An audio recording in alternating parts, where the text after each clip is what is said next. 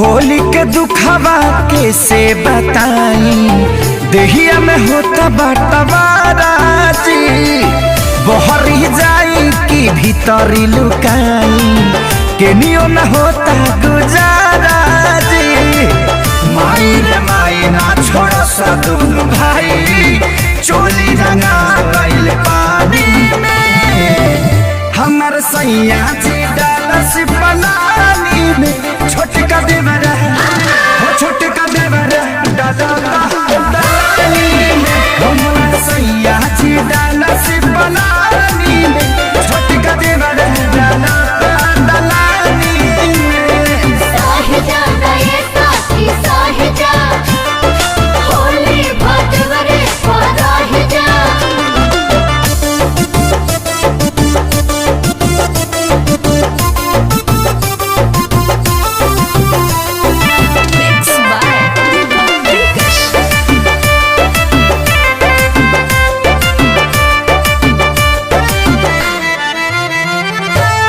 दहिया मर गईनी रंगवा से भर गईनी, डबल मरद के फेरा में पड़ गईनी।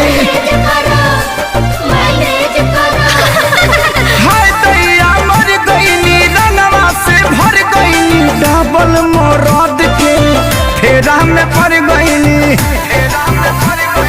हाथ गईल साया भरे न पाया, दाग लगा देले बड़े साजवानी में, हमर सैया जी डालस पलानी में, छोटका देवरा डालानी में, हमर सैया जी डालस पलानी में, छोटका देवरा डालानी में।